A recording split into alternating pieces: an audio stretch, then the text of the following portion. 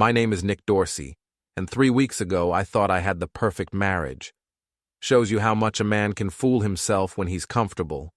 I'm 39, work in IT for a mid-sized insurance company, and until recently believed my wife Lana loved me enough not to destroy everything we'd built together.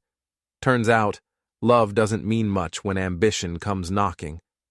The first crack in my perfect world came on a Tuesday evening. Lana walked through our apartment door with that particular smile she wore when she'd accomplished something she was proud of. Her auburn hair was perfectly styled despite the October wind, her gray business suit unwrinkled. She looked like success incarnate. "How was the meeting with the regional directors?" I asked, looking up from my laptop where I'd been troubleshooting network issues remotely. "Productive," she said, setting down her briefcase with deliberate care. "Very productive." Something in her tone made me pause. Lana worked in marketing for Henderson & Associates, a consulting firm downtown. She'd been angling for a promotion to senior account manager for months, working late, taking extra meetings, schmoozing clients. I supported her completely because that's what husbands do. "Did you get the promotion?" I asked. She poured herself a glass of wine, took a long sip, and then looked at me with those green eyes that had captivated me 8 years ago when we met at a company barbecue. "I got something better than a promotion, Nick. I got leverage." That should have been my first warning. Lana had always been ambitious, but she'd never talked about leverage before. She'd talked about merit, about proving herself, about earning recognition. Leverage was a different animal entirely. What kind of leverage? The kind that ensures I get exactly what I want. She sat down across from me, crossing her legs. "You know what your problem is, Nick? You're too honest, too straightforward. You think if you work hard and do the right thing, good things will happen to you. That's not a problem. That's called having principles." She laughed, and it wasn't the warm laugh I'd fallen in love with. This one had sharp edges. Principles don't pay for downtown condos or European vacations or the kind of life I want to live. We have a good life. We have a mediocre life in a mediocre apartment with mediocre prospects. She stood up, smoothing her skirt, but that's about to change. I closed my laptop and gave her my full attention. Something was happening here, something I didn't understand yet. "What did you do, Lana?" "I did what you've always dreamed of but never had the courage to try." She walked to our bedroom, then turned back. "I took what I wanted instead of waiting for someone to give it to me." That night, she slept on her side of the bed, like always, but there was a wall between us that hadn't been there before. I lay awake, listening to her breathe and trying to figure out what had changed. The next morning, she was gone before I woke up, leaving only a note on the kitchen counter. "Working late again tonight. Don't wait up." For the next week, Lana worked late every night. She came home after I'd gone to bed and left before I got up. When we did see each other, she was distant, distracted, like her mind was somewhere else entirely. I told myself it was work stress, that the promotion process was taking its toll. I was an idiot. The truth came crashing down on a Thursday afternoon when I was cleaning out Lana's purse to take it to be repaired. The leather had torn along the seam, and she'd asked me to drop it off at the cobbler downtown. I was transferring her belongings to a temporary bag when I found the hotel receipt. The Meridian Hotel, room 412. 2 nights, charged to a credit card I'd never seen before.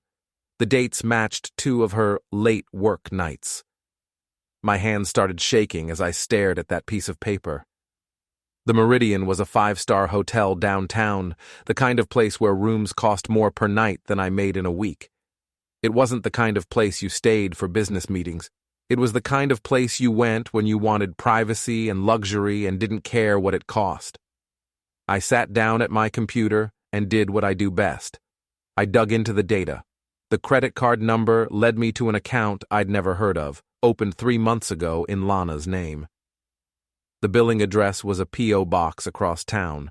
The statements showed regular charges at expensive restaurants, boutique shops, and yes, the Meridian Hotel. But the real punch to the gut came when I cross-referenced the dates with Lana's work calendar, which she shared with me through our joint Google account. Every hotel stay, every expensive dinner, every shopping trip corresponded with meetings with Victor Lawton, the regional director who'd been evaluating her for promotion. Victor Lawton, 45 years old, divorced, known around the company for his wandering eye and flexible ethics. I'd met him twice at company functions, both times coming away with the impression that he was the kind of man who saw everything in terms of what it could do for him. I printed out the credit card statements and hotel receipts, then sat in our living room staring at the evidence of my wife's betrayal. 8 years of marriage, and she'd thrown it away for a promotion, and a man who probably saw her as just another conquest. Before we dive deeper into this story, I have one small request. Please subscribe, drop a like, comment, and hit that hype button to boost this channel so more people can discover these incredible Reddit stories. When Lana came home that night, I was waiting for her with the papers spread out on the coffee table. "We need to talk," I said. She saw the documents, and her face went very still. No surprise, no shame, no guilt, just calculation. "Where did you get those? Does it matter? What matters is what they represent." She set down her purse and poured herself a glass of wine with steady hands. "And what do you think they represent, Nick?" "I think they represent the end of our marriage." "Maybe." She sat down across from me, as calm as if we were discussing the weather. "Or maybe they represent the beginning of something better." "Better?" "You're having an affair with your boss." "I'm securing our future." She took a sip of wine. "Victor has influence, connections, power. He can open doors that would never open for someone like you." "Someone like me?"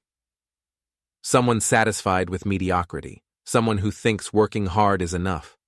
Someone who doesn't understand that success requires sacrifice." I stared at her, this woman I'd thought I knew, and realized I was looking at a stranger. "Sacrifice? Is that what you call cheating on your husband?" "I call it pragmatism." She leaned forward, and for a moment I saw a flash of the old Lana, the one who used to look at me like I was her hero. "Come with me, Nick. Victor has friends in the tech industry. He could get you a better job, better pay, better everything. All you have to do is stop being so rigid about things that don't really matter." "My marriage doesn't matter?" "Our marriage matters. But it doesn't have to be traditional. Successful people understand that sometimes you have to be flexible, creative. Victor and I have something that benefits all of us." I looked at those hotel receipts, at the evidence of her betrayal, and felt something cold settle in my chest. "Get out. Nick! Get out of my apartment. Tonight." She finished her wine and stood up, smoothing her skirt with that same deliberate gesture I'd seen 1,000 times. "This is my apartment, too. My name is on the lease." "Then I'll leave." "Where will you go?" "Anywhere but here." She walked to the door, then turned back with that sharp-edged smile. "You know what, Nick? I'm disappointed, but not surprised. I thought maybe you'd grown up, but you're still the same small-minded man I married. Victor was right about you." "Victor was right about me?" "He said you'd never understand what it takes to really succeed. He said you'd rather be right than be rich, rather be moral than be powerful." She opened the door. "He was right. And that's why you'll always be exactly where you are while people like us move on to bigger things." After she left, I sat in our empty apartment surrounded by the evidence of her betrayal and realized something important. I wasn't angry. I was furious. But more than that, I was motivated. Lana thought she knew me, thought she understood my limits. She thought I was too honest, too straightforward, too principled to fight back. She was about to learn how wrong she was. I picked up my phone and called my best friend Travis, an ex-cop who now worked private security. "I need a favor," I said when he answered. "What kind of favor?" The kind that requires your particular set of skills and a complete lack of conscience. Travis was quiet for a moment. What did Lana do? She declared war. Now I'm going to show her what happens when you underestimate your enemy. The Meridian Hotel sits on 5th Street like a monument to expensive bad decisions. 37 floors of glass and steel where rich people go to do things they can't do at home. I stood across the street at 6 in the morning, watching the early shift arrive, and planned my first move. Travis had come through for me the night before. One phone call to his contact in hotel security, $200 in cash, and I had copies of the keycard logs for room 412. Lana and Victor had been meeting there twice a week for 2 months. Always the same room, always charged to her secret credit card, always during her supposed late meetings. But I wanted more than just confirmation. I wanted evidence. The security manager was a nervous man named Cormac, who clearly needed the extra money Travis was offering. He met me in the hotel's service entrance at 6:15, looking around like he expected federal agents to jump out of the garbage bins. "This is highly irregular," he said, wiping sweat from his forehead despite the cool morning air. "Irregular pays better than regular," I replied, handing him an envelope with $500 cash. "I just need to see the security footage from the hallway outside room 412, last Tuesday night. I could lose my job. You could also pay your rent." I'd done my homework on Cormac, too.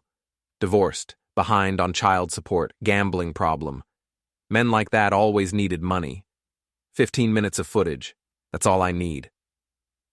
He led me through a maze of service corridors to the security office, a cramped room filled with monitors and recording equipment.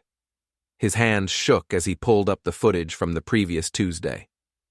"There," he said, pointing at the timestamp, 11:47 p.m. I watched my wife of 8 years walk down that hotel corridor, holding hands with Victor Lawton. She was laughing at something he'd said, looking up at him with an expression I remembered from our early dating days. When they reached room 412, he pressed her against the door, and they embraced like teenagers. "Can you copy this to a flash drive?" I asked. "I really shouldn't." I put another $100 on the desk. "Can you copy this to a flash drive?" 20 minutes later, I walked out of the Meridian with digital proof of my wife's affair and a plan forming in my mind. Lana thought she was playing chess while I was playing checkers. She was about to discover that I'd been studying the board a lot longer than she realized. My first stop was Henderson and Associates. I knew the building well from the company parties Lana had dragged me to over the years. 30 floors of corporate ambition housed in downtown's premier business district. I also knew that Victor Lawton wasn't the only regional director vying for the upcoming vice president position. Angela Martinez worked on the 23rd floor as senior HR manager. She'd never liked Lana, probably because they were both ambitious women competing in the same space. At the Christmas party last year, I'd overheard Angela telling another manager that Lana was all style and no substance. Today, Angela was going to become my ally. I waited in the building's coffee shop until I saw her come down for her morning latte. Angela was in her early 40s, professionally dressed, with the sharp eyes of someone who'd climbed the corporate ladder the hard way. "Angela, Nick Dorsey, Lana's husband. We met at the Christmas party." She looked surprised, but not displeased to see me. "Of course. How are you, Nick?" "I've been better. I was wondering if I could buy you coffee and ask for some advice about a delicate situation." Her expression sharpened with interest. Angela was the kind of person who collected information like other people collected stamps. "What kind of situation?" I handed her a manila envelope. "The kind that could affect the upcoming VP selection process." She opened the envelope and examined the hotel receipts and credit card statements. Her eyebrows rose steadily as she processed what she was seeing. "This is very interesting," she said carefully. "There's more." I showed her screenshots from the security footage on my phone. "This was taken last Tuesday night." Angela studied the images, and I could practically see her calculating the implications. You know, Nick, there have been some irregularities in the promotion process lately. Some decisions that seem to favor certain candidates for reasons that weren't entirely clear. What kind of irregularities? The kind that might interest the board of directors and possibly the State Ethics Commission. She closed the envelope and looked at me directly. What do you want from me? I want you to do your job, investigate potential ethics violations, protect the company from liability, make sure promotions are based on merit rather than personal relationships. And what do you get out of this? Justice. Angela smiled, and it was the kind of smile that had probably terrified junior executives for years. I think we can help each other, Nick. That afternoon, I implemented phase 2 of my plan. I drove to Lana's favorite restaurant, Chez Laurent, where she'd been having those expensive dinners with Victor. The maitre d' was a gossipy man named Philippe, who remembered every customer and every scandal. Monsieur Dorsey, he said when I walked in, how lovely to see you. Will Madame be joining you? Actually, I wanted to ask you about that. Has Lana been coming in lately? I've been working so much I've lost track of her social calendar. Philippe's expression became carefully neutral. Madame has been dining with us regularly, yes. With her colleagues from work, I assume? With Monsieur Lawton, yes. They seem to enjoy our private dining room very much. I slipped him a $50 bill. Philippe, I'm going to ask you something in confidence. My wife and I are having some difficulties, and I'm trying to understand the situation better. Has she seemed happy when she's been here? Philippe pocketed the money and leaned closer. Monsieur, I have been in this business for 20 years. I see many couples, many situations. Your wife and Monsieur Lawton, they do not behave like business colleagues. What do you mean? They hold hands, they whisper, they feed each other dessert. Last week I saw them in the parking lot after dinner, and they were... He made a diplomatic gesture. Very affectionate. I thanked Philippe and left the restaurant with another piece of evidence for my growing collection. But more importantly, I left with the knowledge that Lana and Victor weren't being discreet. They were conducting their affair in public, confident that no one would challenge them. That confidence was about to become a liability. My phone rang as I was driving home. Travis. I've got news, he said. Remember you asked me to look into Victor Lawton's background? What did you find? Guy's got a pattern. 3 different companies over the past 10 years, always left under mysterious circumstances. Always involved female subordinates getting promoted right before he moved on. Meaning? Meaning your wife isn't his first rodeo. This is his standard operating procedure. Find an ambitious woman, promise her advancement, use her to climb the ladder himself, then disappear when things get complicated. I pulled over to the side of the road, processing this information. So Lana thinks she's playing Victor, but he's actually playing her. That's my read. And here's the kicker. I talked to a guy who worked with Lawton at his last company. Word is, Victor's already interviewing for positions in other cities. He's planning his exit strategy. I sat in my car, watching traffic flow past, and felt something cold and calculating settle in my mind. Lana had betrayed me for a man who was planning to abandon her. She'd destroyed our marriage for a promotion that would probably disappear when Victor moved on to his next conquest. But she didn't know that yet. And I was going to make sure she found out in the most painful way possible. That evening, I uploaded the hotel security footage to a private video hosting site and sent the link to 3 people: Angela Martinez, the head of Henderson & Associates Board of Directors, and Lana herself. Then I sat back and waited for the fireworks to begin. The call came at 7 the next morning. Lana's voice was shaking with rage. You bastard! You absolute bastard! Good morning to you too, sweetheart. How dare you send that video to my boss, to the board? Do you have any idea what you've done? I was making coffee in my kitchen, taking my time, enjoying the sound of her panic. I've done exactly what you did to our marriage. I've introduced some transparency into the situation. This could ruin my career. Your affair already ruined your career. I just made sure the right people knew about it. There was a long pause. When she spoke again, her voice had changed from panicked to coldly furious. "You think you're so smart, don't you? You think you've won something? I think I've leveled the playing field. You have no idea what you've started, Nick. No idea at all." She hung up, and I finished making my coffee with a sense of satisfaction I hadn't felt in weeks. But Lana was right about one thing. I had no idea what I'd started. I was about to learn that my wife was far more vindictive than I'd imagined. The first sign of her counterattack came that afternoon. I was at work, helping resolve a server crash, when my supervisor called me into his office. "Nick, we need to talk," said Jim Peterson, a decent man who'd always treated me fairly. "I received some disturbing information about you today." "What kind of information?" Jim looked uncomfortable. "A woman called this morning claiming to be your wife. She said you've been having some personal problems, that you've been drinking heavily and making threats." I stared at him. "That's completely false." "She also said you've been accessing company systems inappropriately, using your IT privileges to spy on people's personal information." "Jim, you know me. You know I would never—" She provided specific examples. Dates, times, system logs that she claimed showed unauthorized access. My mouth went dry. Lana had been married to me for 8 years.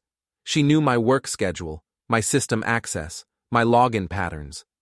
She could fabricate evidence that would be difficult to disprove. "This is retaliation," I said. "My wife and I are getting divorced. She's trying to destroy my reputation." "I want to believe you, Nick. But I have to investigate these allegations. I'm going to need you to take administrative leave while we sort this out." I drove home in a daze, realizing that Lana had just executed a perfect first strike. She'd attacked my livelihood, my professional reputation, and my credibility all at once. If I couldn't work, I couldn't pay rent. If I couldn't pay rent, I'd be homeless. If I was homeless, I'd look exactly like the unstable ex-husband she was painting me as. But I wasn't the same man who'd discovered those hotel receipts 2 weeks ago. That man would have panicked, would have tried to defend himself through proper channels, would have trusted the system to vindicate him eventually. This man had learned to think like his enemy. I called Travis. "I need that favor you owe me." "What kind of favor?" "The kind that requires us to visit Victor Lawton's apartment tonight." Travis was quiet for a moment. "What exactly are we going to do at Victor Lawton's apartment?" "We're going to have a conversation about professional ethics and personal responsibility." "Nick, if you're thinking about doing something stupid—" "I'm thinking about doing something necessary. Are you in or out?" Another pause. "I'm in, but we do this smart, and we do this legal." Victor lived in a luxury high-rise downtown, the kind of place with a doorman and valet parking and monthly rent that cost more than most people made in a year. I'd looked up his address in the company directory, along with his car registration and daily schedule. We waited in the parking garage until he came home from work at 8:30, driving a silver BMW that probably cost more than I made in 2 years. He parked in his assigned spot and walked toward the elevator, checking his phone and looking like a man without a care in the world. "Victor," I called out. He turned, saw me approaching with Travis, and his expression shifted from confusion to concern. "Nick, what are you doing here?" "We need to talk." "This isn't appropriate. If you want to discuss something, call my office and make an appointment." "I don't think you want to have this conversation in your office." I pulled out my phone and showed him a screenshot from the hotel security footage. "Unless you want your colleagues to see this." His face went pale. "What do you want?" "I want you to understand the situation you've created. My wife thinks she's using you to advance her career. You think you're using her for entertainment while you look for your next job in another city. But what's really happening is that you've both destroyed my life for something that was never going to last." "Look, Nick, I'm sorry about the situation with Lana, but you're not sorry yet, but you're going to be." Travis stepped forward, and I could see Victor calculating whether he could make it to the elevator before we stopped him. Travis was 6'2" and built like the ex-cop he was. Victor was soft and pampered, and clearly not used to physical confrontation. "Here's what's going to happen," I continued. "You're going to call my supervisor tomorrow morning and retract every lie Lana told him about me. You're going to admit that she fabricated those allegations in retaliation for me exposing your affair."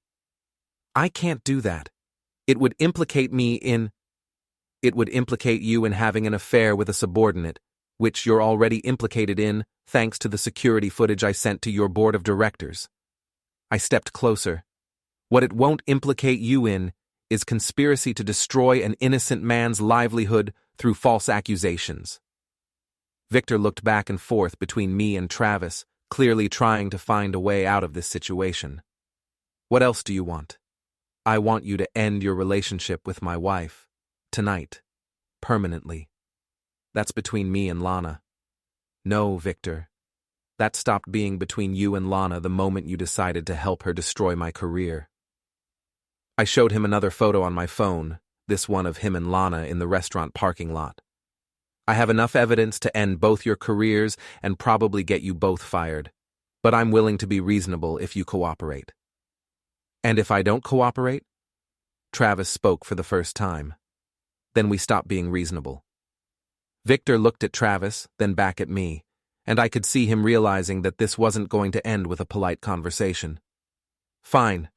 I'll call your supervisor. I'll end things with Lana. But this has to be over then. No more threats, no more harassment." "Victor, this isn't harassment. This is consequences. You participated in destroying my marriage and my career. Now you're going to participate in fixing both." We left him standing in that parking garage, and I felt something shift inside me. For the first time since discovering Lana's betrayal, I felt like I was in control of the situation instead of just reacting to it. But as we drove away, Travis looked over at me with concern. "You know this isn't over, right? Lana's going to escalate when she finds out Victor dumped her." "I'm counting on it." "Why?" "Because every time she escalates, she exposes herself more. Every move she makes gives me more ammunition." I stared out at the city lights, thinking about the woman I'd married and the enemy she'd become. Lana thinks she knows me, thinks she can predict my responses. She's about to learn that 8 years of marriage taught me a few things about her, too. The next morning, Jim Peterson called to tell me the allegations against me had been retracted and I could return to work. That afternoon, I got a text message from Lana. "You have no idea what you've done. This isn't over." I texted back, "You're right. It's just beginning." 3 days after Victor dumped her, Lana showed up at my apartment. I watched through the peephole as she stood in the hallway, perfectly dressed as always, but with something desperate in her posture that I'd never seen before. When I opened the door, her green eyes were red-rimmed and furious. "We need to talk," she said. "I thought we'd said everything we needed to say." "Let me in, Nick." I stepped aside, and she walked into what used to be our living room like she still belonged there. But everything had changed since she'd moved out. I'd rearranged the furniture, taken down the photos of us together, replaced her decorative touches with my own preferences. The space looked like what it was now, a bachelor's apartment. "Victor ended things," she said without preamble. "I'm sorry to hear that." She whirled around to face me. "No, you're not. You're the one who made him do it. I simply provided him with some perspective on the situation. You threatened him. I reasoned with him. There's a difference." Lana sat down on the couch, and for a moment she looked like the woman I'd married instead of the stranger she'd become. "Do you have any idea what you've cost me? The promotion is gone. My reputation at the company is ruined. People are talking, speculating, judging. Welcome to my world for the past month. This is different. You're a man. Men recover from these things. For women, this kind of scandal follows you forever." I studied her face, looking for some sign of remorse, some acknowledgement of what she'd done to our marriage. I didn't find it. Even now, she saw herself as the victim, You could have avoided all of this by not having an affair with your boss. I did what I had to do to get ahead. That's how the world works, Nick. That's how successful people operate. By betraying the people who love them? By making hard choices that naive people like you could never understand.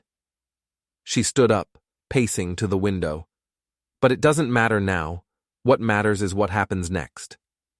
What happens next is we get divorced and move on with our lives. She turned back to me with that sharp-edged smile I'd learned to recognize as dangerous. Actually, what happens next is you help me fix this situation. I'm not helping you with anything. Yes, you are. Because if you don't, I'm going to make sure you lose everything just like I have. I felt that familiar cold calculation settle in my mind. What exactly are you threatening, Lana? I'm not threatening anything. I'm explaining reality. She sat back down, crossing her legs with deliberate precision. You think you've won something by destroying my relationship with Victor, but all you've done is make me desperate, and desperate people do desperate things. Such as filing a restraining order against their abusive ex-husband, such as pressing charges for stalking and harassment, such as providing evidence to the police that you've been threatening me and Victor. I stared at her, realizing that she was serious. You'd perjure yourself? File false police reports? I'd protect myself by any means necessary, just like you did when you sent that video to my boss. That video showed the truth. And my police report will show the truth too. My truth. The truth of a woman being terrorized by her vindictive ex-husband who can't accept that their marriage is over. We sat there looking at each other across the coffee table where I'd first confronted her with evidence of her affair. The woman I'd loved for 8 years was threatening to have me arrested on false charges, and she was doing it with the same calm confidence she'd once used to discuss vacation plans. What do you want? I asked. I want you to call Victor and convince him to take me back. I want you to call Angela Martinez and retract whatever lies you told her about me. I want you to fix what you broke. And if I do all that, then we get divorced quietly and go our separate ways. No police reports, no restraining orders, no more drama. And if I don't, then you find out what it's really like to have your life destroyed by someone who knows all your weaknesses. After she left, I sat in my apartment and realized that I'd underestimated my opponent. Lana wasn't just vindictive, she was strategic. She'd identified my vulnerabilities and was prepared to exploit them ruthlessly. But she'd made one crucial mistake. She'd assumed that I was still the same man she'd married, the one who followed rules and trusted systems and tried to do the right thing even when it cost him. I called Travis. Remember when you said this wasn't over? Yeah. You were right. Lana just declared total war. What's the plan? The plan is to give her exactly what she's asking for, and then some. The next morning, I called Victor's office and asked to meet with him. He agreed reluctantly, probably hoping to negotiate some kind of permanent truce. We met at a coffee shop downtown, far enough from his office to avoid being seen by colleagues. Lana wants me to convince you to take her back, I said, without preamble. Victor nearly choked on his coffee. What? She's threatening to file false police reports against me if I don't help repair your relationship. Nick, I can't get involved in this. The situation is already too complicated. It's about to get more complicated. I pulled out my phone and showed him a new photo, this one taken the previous evening outside his apartment building. Lana came to see you last night. You let her up to your apartment. She stayed for 2 hours. His face went white. How did you... I've been watching both of you since this started. Did you really think ending your affair would be as simple as one conversation? We just talked. She was upset and I felt bad about how things ended. Victor, I don't care what you did or didn't do in your apartment, but I care very much about what Lana is planning to do to me. I leaned forward. Here's what's going to happen. You're going to help me document every interaction you've had with my wife, every meeting, every phone call, every text message. Why would I do that? Because if you don't, I'm going to make sure the board of directors knows that you're still involved with her. And then, I'm going to make sure they know about your pattern of behavior at your previous companies. Victor stared at me like he was seeing me for the first time. You've changed, Nick. You're not the same person who came to my apartment last week. No, I'm not. Your affair with my wife taught me some valuable lessons about how the world really works. I stood up. You have 24 hours to decide whether you want to be my ally or my enemy. Choose carefully. That evening, I implemented the next phase of my plan. I drove to Lana's new apartment, a modest place across town that was all she could afford on her reduced salary. I knew she was home because her car was in the parking lot, and I could see lights in her second-floor windows. Instead of going to her door, I sat in my car and waited. At 9:30, she came out to walk to the convenience store on the corner. I followed at a distance, documenting her route, her timing, her habits. When she came out of the store, I was waiting by her car. "Hello, Lana." She jumped, dropping her bag of groceries. "What are you doing here?" "I wanted to let you know that I've decided to accept your terms." "What terms?" "I'm going to help you get Victor back. I'm going to retract my statements to Angela Martinez. I'm going to give you everything you asked for." She studied my face suspiciously. "Why?" "Because you're right. You hold all the cards. You can destroy my life with false accusations, and there's nothing I can do to stop you." I picked up her dropped groceries and handed them to her. "I surrender." Just like that? Just like that. You win, Lana. You're smarter, more ruthless, and better at this game than I am. She took the groceries, still watching me warily. "What's the catch?" "No catch. I'm tired of fighting a battle I can't win against an opponent I clearly underestimated." I started walking back to my car, then turned around. "I'll call Victor tomorrow. You should have your old life back within a week." As I drove away, I could see her in my rearview mirror, standing in that parking lot looking confused and suspicious. She knew something was wrong, but she couldn't figure out what it was. She was about to find out. I called Victor the next morning and told him I was ready to cooperate with getting him and Lana back together. He was suspicious but relieved, probably hoping this would finally end his involvement in our marital drama. We agreed to meet that evening at his apartment to discuss the details. What Victor didn't know was that I'd spent the previous day installing surveillance equipment in the hallway outside his building. What Lana didn't know was that I'd been monitoring her phone calls and text messages through spyware I'd installed on her device weeks earlier when I still had access to her laptop. By the time I arrived at Victor's apartment that evening, I knew that Lana was planning to be there too. She'd texted him that afternoon, suggesting they meet to discuss their future after I'd supposedly agreed to help them reconcile. Victor had agreed, probably thinking he could manage both conversations separately. Instead, he was about to get both conversations at the same time. I arrived first, at 7 o'clock sharp. Victor let me up to his apartment, a sleek modern space that probably cost more per month than I made in 6 months. He offered me a drink, which I declined. "So how do we do this?" he asked. "How do we convince Lana that we're back together without actually being back together? What makes you think you're not actually getting back together?" He stared at me. "Because I don't want to be with her. Because this whole situation has been a nightmare. Because I just want it to end." "Victor, you don't understand. Lana isn't the kind of woman who accepts rejection gracefully. She's going to keep pushing until she gets what she wants." "Then what do you suggest?" Before I could answer, there was a knock at the door. Victor looked confused, but I just smiled. "That would be my wife." His face went pale. "You set this up. I orchestrated it. There's a difference." Victor opened the door, and Lana walked in wearing a black dress that I recognized from our anniversary dinner 2 years ago. She saw me sitting on the couch and stopped short. "What is he doing here?" "We were just discussing your future together," I said. Victor was explaining how much he's missed you. Victor looked back and forth between us like a man watching a tennis match. Nick, this isn't what we agreed to. Actually, this is exactly what we agreed to. Lana wanted me to help get you back. You wanted me to stop interfering in your relationship. I'm solving both problems at once.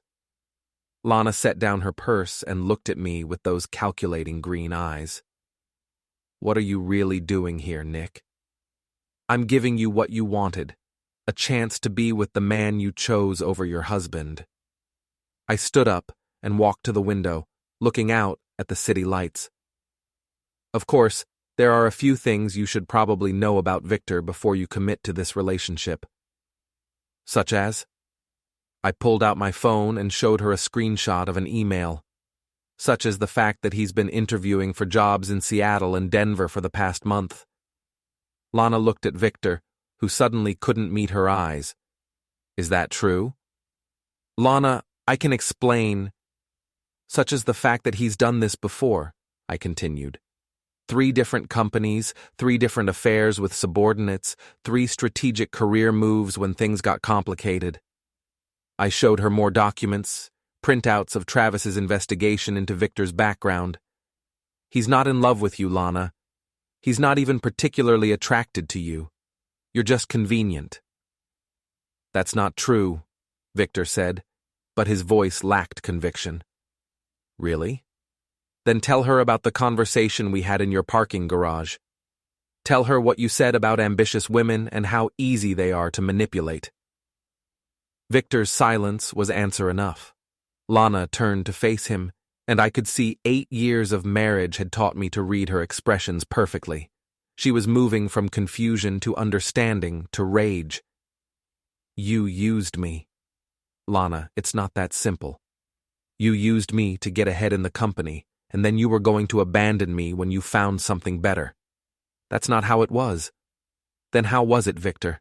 Explain to me how sleeping with a married woman and destroying her marriage was part of some noble plan. Victor looked at me desperately, probably hoping I would somehow rescue him from this situation. Instead, I pulled out my phone and started recording. Please continue, I said. This is fascinating. You bastard, Lana said, but she was looking at Victor, not me. You absolute bastard. I gave up my marriage for you. I destroyed my relationship with the only man who ever really loved me. Lana, if you would just listen. I listened to you for 3 months. I listened when you told me I was special, that you'd never met anyone like me, that we had a future together. Her voice was rising, and I could see neighbors in the adjacent apartments would be able to hear every word. I listened when you convinced me to betray my husband and destroy my marriage for a promotion that was never real. The promotion was real. The promotion was bait, just like everything else. She turned to me, and for the first time since this whole nightmare began, I saw genuine remorse in her eyes. You tried to warn me, didn't you? When you found those hotel receipts, when you confronted me, you were trying to save our marriage. I was trying to save you from making the biggest mistake of your life. And I threw it back in your face because I thought I was smarter than you. I thought I was playing a game you were too naive to understand. You were playing a game. You just didn't realize you weren't the only player. Victor tried to leave, but I blocked his path to the door. Where are you going, Victor? The conversation isn't over. I don't have to listen to this. Actually, you do. Because Lana isn't the only person you've wronged here. I showed him my phone, which was still recording. You helped her destroy my career with false accusations. You participated in a conspiracy to ruin my reputation and my livelihood. That was her idea, but you went along with it. You made phone calls, provided false information, helped her fabricate evidence. I stepped closer to him. Did you really think there wouldn't be consequences? What do you want? I want you to understand what it feels like to lose everything for someone who was never worth it. I looked at Lana, then back at Victor. I want you to experience the same betrayal and humiliation you inflicted on me. I pulled out a thick manila envelope and handed it to him. These are copies of every email, text message, and phone record from your affair with Lana, including the ones where you discussed your exit strategy and laughed about how easy it was to manipulate her. Victor opened the envelope, and his face went white as he saw the evidence I'd compiled. I've sent copies to the board of directors, to HR, and to the local business journal that's been following the company's executive changes. I checked my watch. The story should be online in about an hour. You can't do this. I already did it, just like you already destroyed my marriage and my career. I walked to the door, then turned back. The difference is, everything I'm doing to you is true. As I left Victor's apartment, I could hear Lana screaming at him, 8 years of suppressed rage finally finding its target. I took the elevator down to the parking garage and sat in my car, listening to the sound of my wife destroying the man she'd chosen over me. My phone buzzed with a text message from Travis. It's done. The story is live. I drove home through the quiet streets, past the restaurant where Lana and Victor had conducted their affair, past the hotel where they'd betrayed everything I'd believed about my marriage, past the office building where she'd tried to destroy my career. Tomorrow, both their names would be associated with scandal and betrayal. Tomorrow, they would understand what it felt like to be the subject of gossip and speculation. Tomorrow, they would learn that actions have consequences, even for people who think they're too smart to get caught. But tonight, I was finally free. I parked outside my apartment building and looked up at the windows of the home I'd rebuilt after Lana left. It wasn't much, but it was mine. It was honest. It was clean. As I walked to the door, my phone rang. Lana. Nick, please, we need to talk. We did talk, Lana. 3 months ago. You chose not to listen. I made a mistake, a terrible, stupid mistake, but we can fix this. No, we can't. Some things can't be fixed. I love you. I've always loved you. No, you loved what I represented. Security, stability, someone who would never challenge you or compete with you. I put my key in the lock. But you never loved me enough to be honest with me. Please don't hang up. Please give me a chance to make this right. I stood in my doorway looking at the life I'd built from the wreckage of our marriage. Goodbye, Lana. Nick. I hung up and turned off my phone. Tomorrow would bring new challenges, new complications, new consequences from the choices I'd made. But tonight, for the first time in months, I was exactly where I belonged. I closed the door behind me and finally went home.